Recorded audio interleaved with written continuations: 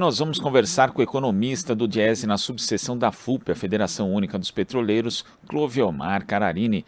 Bom dia, Clovelmar. Bom dia, Glauco. Bom dia a todos. Clovelmar, a Agência Nacional do Petróleo, Gás Natural e Biocombustíveis, ANP, apontou que o preço médio do litro da gasolina vendido nos postos subiu na última semana, rompendo aí um ciclo de 15 quedas seguidas.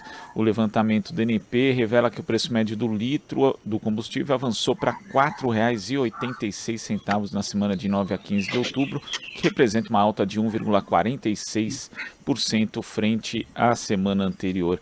Como é que você vê esse reajuste? Isso, na verdade, acaba corroborando algo que a FUP vem dizendo há muito tempo, que sem alterar, na verdade, a política de preços da Petrobras, que é corroborada pelo governo Bolsonaro, nós vamos passar por isso?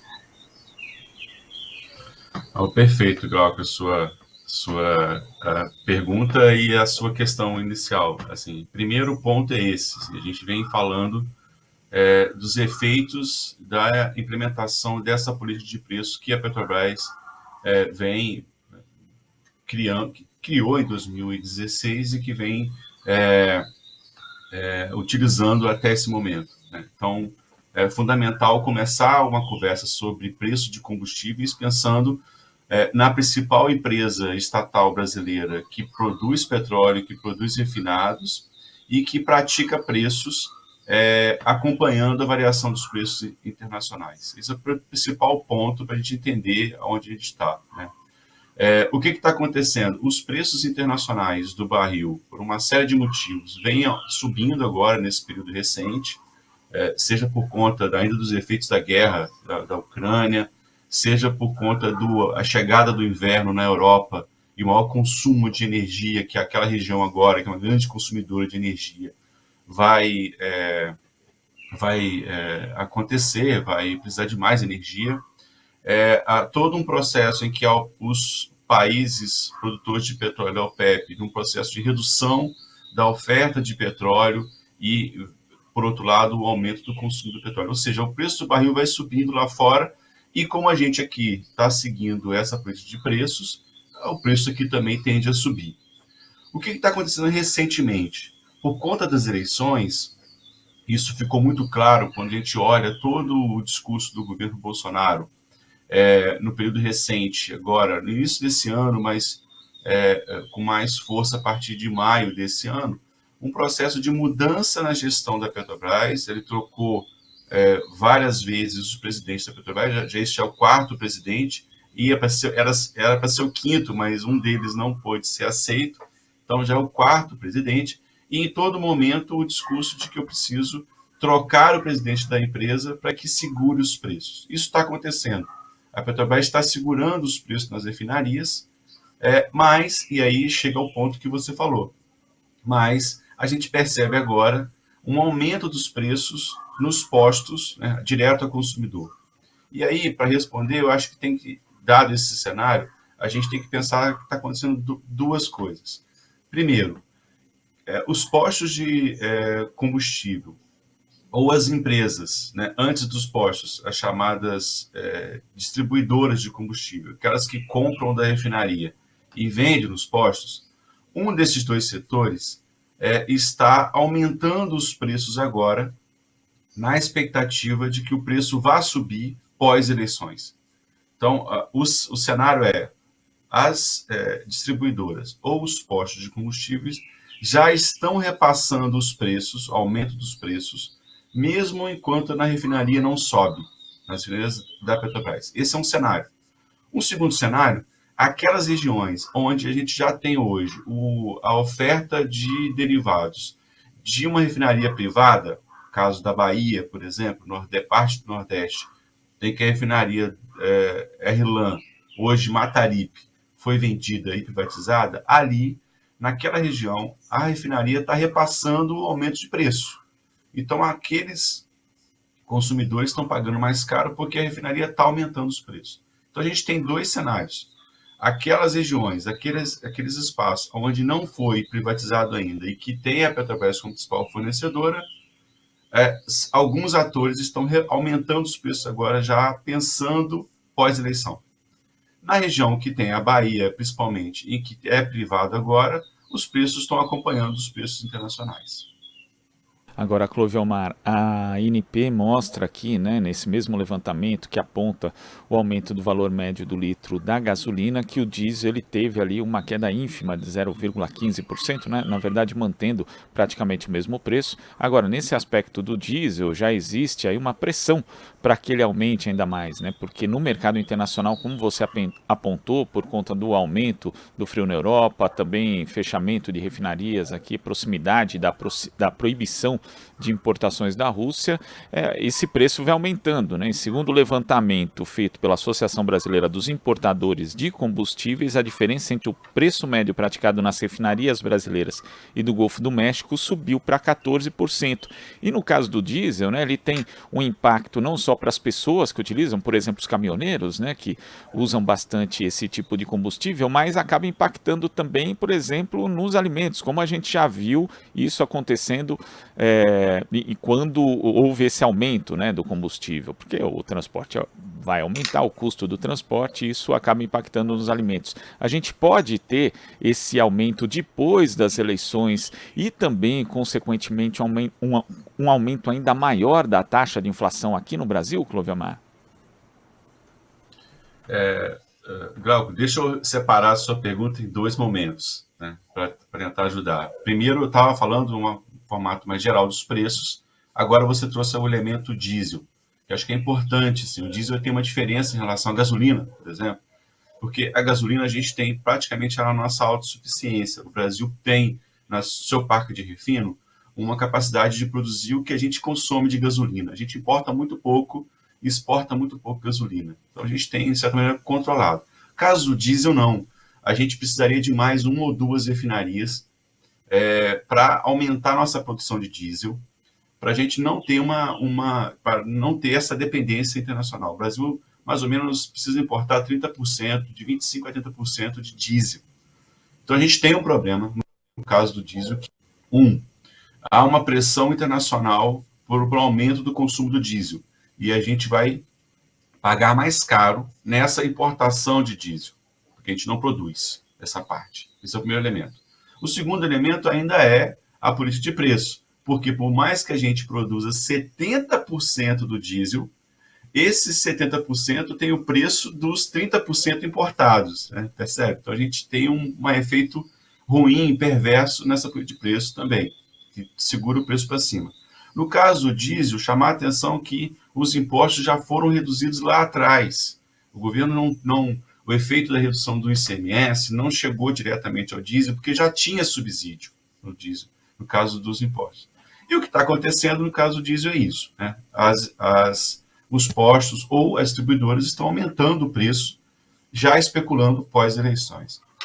Além disso, chamar a atenção, Glauco, para uma coisa muito importante.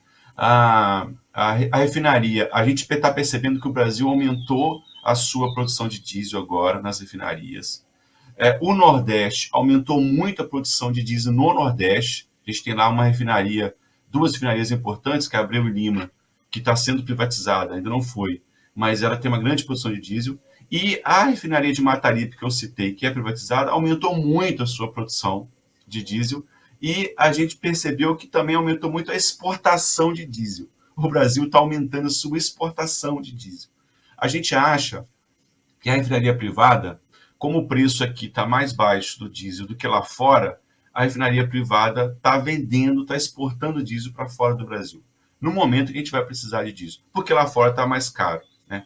Então, chamar a atenção para esse elemento do diesel, que é fundamental, porque o preço do diesel ele chega no caminhão, que vai transportar as coisas, ele chega no trator, nas máquinas agrícolas que vai produzir os alimentos, ele impacta no transporte urbano de pessoas, ônibus e por aí vai.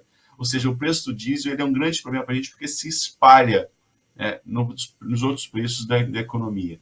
Então, a gente está percebendo com muita atenção e com muita preocupação esse movimento de possível aumento dos preços, e tem grande chance dos preços do diesel voltar a subir forte no Brasil pós-eleições, em qualquer cenário, seja Lula ou Bolsonaro vencendo.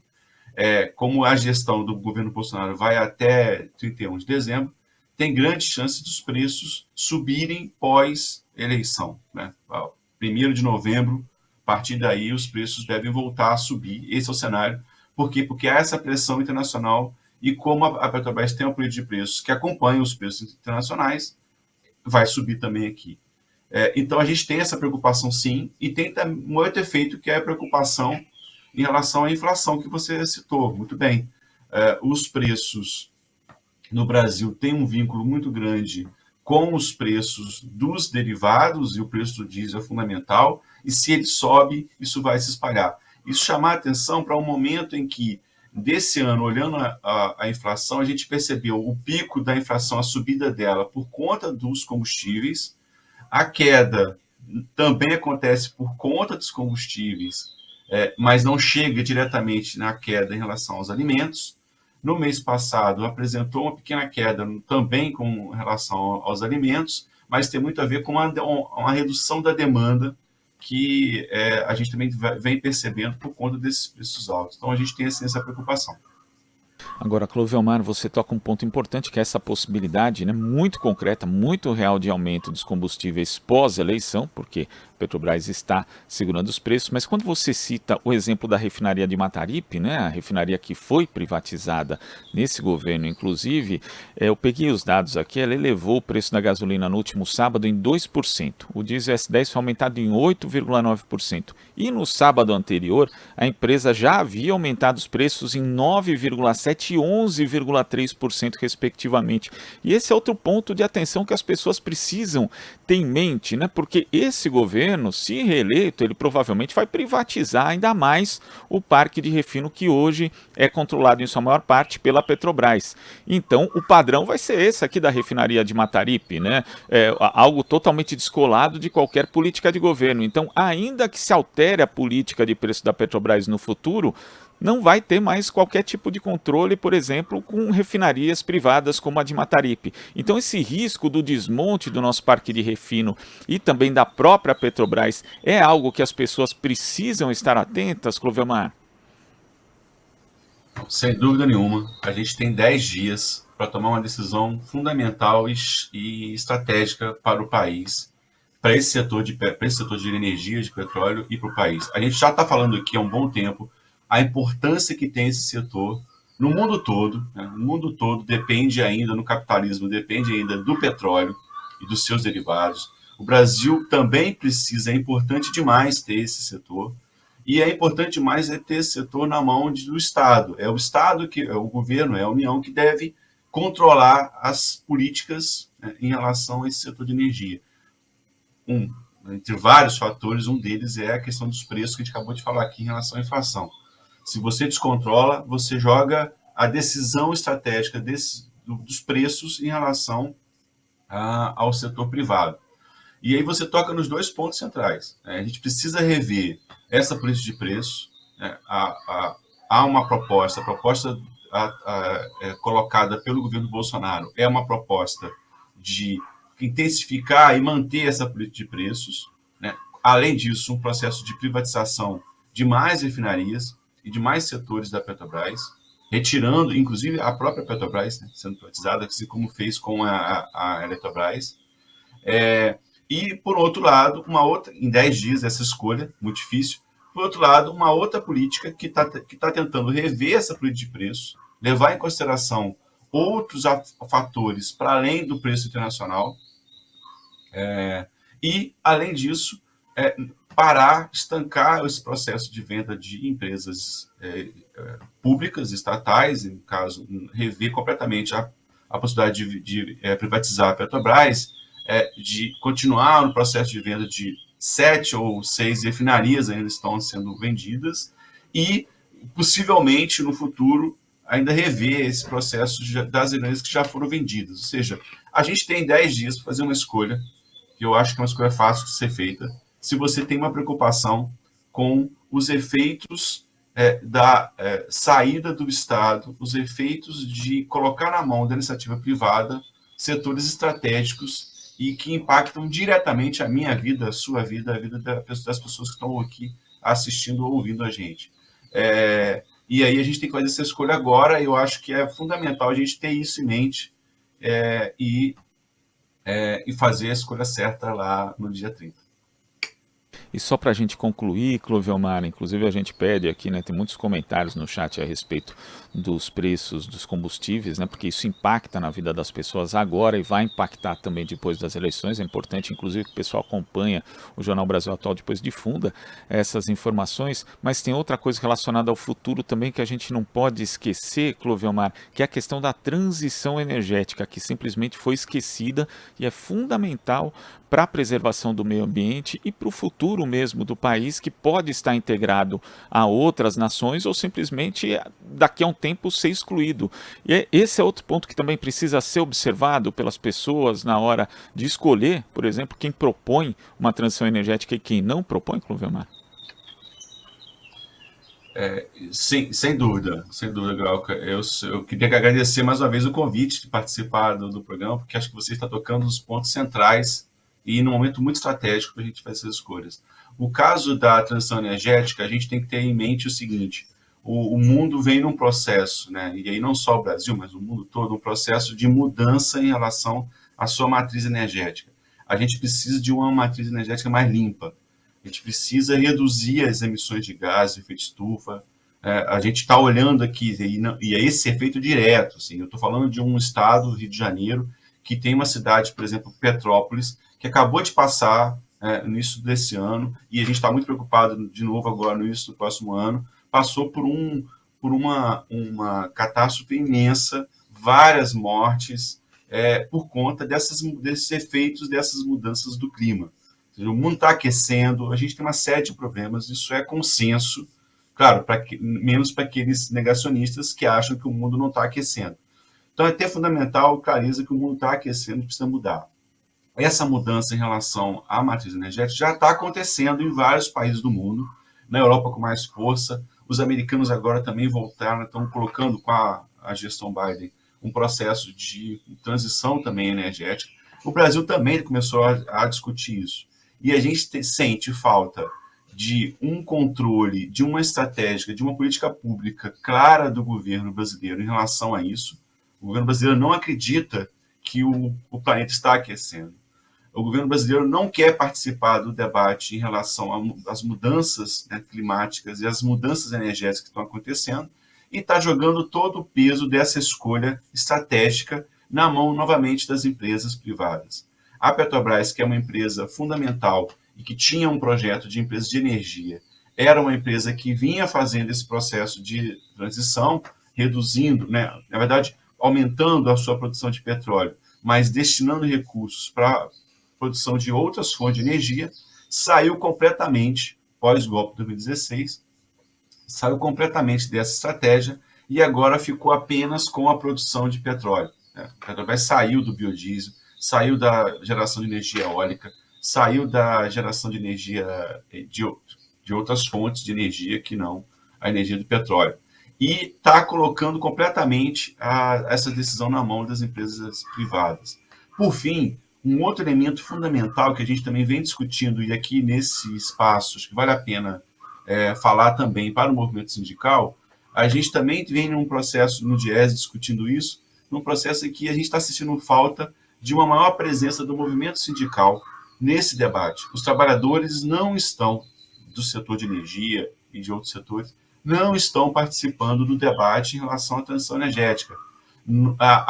Essa mudança, né, da matriz energética brasileira, do mundo, mas do Brasil principalmente, traz efeitos e impacto direto para os trabalhadores desses setores, mas para além desse, de outros setores que virão, e a gente precisa ter espaços para que esses trabalhadores também possam participar. A proposta de governo do atual governo Bolsonaro, na sua reeleição, não tem uma linha sobre esse ponto, não trata disso, e fica claro para a gente que é a continuidade do que está acontecendo. E é também jogo completamente jogado, né, a partir das empresas privadas, a política e o programa de governo do Lula, e aí falando dos dois candidatos que chegaram ao segundo turno, do governo Lula tem, sim, um elemento, um capítulo que trata dessa debate sobre a transição energética, e que a gente está chamando lá, e que eles chamam lá de transição justa. ou seja, precisa envolver também os trabalhadores nesse processo de transição. Queria agradecer aqui o convite e dizer que o GES está sempre à disposição. Clovelmar, a gente que agradece demais as suas informações aqui no Jornal Brasil Atual. Tenho certeza que quem acompanha aqui o nosso programa está muito mais bem informado e pode, inclusive, ajudar a disseminar informações que são verdadeiras a respeito da situação do país no que diz respeito aos combustíveis. Clovelmar, muito obrigado e até a próxima. Abraço, muito obrigado. Abraço a todos. Abraço. Tchau. Conversamos aqui com o economista do Diese na subseção da FUP, a Federação Única dos Petroleiros, Clovelmar Cararini. Estamos apresentando Jornal Brasil Atual. As notícias que os outros não dão.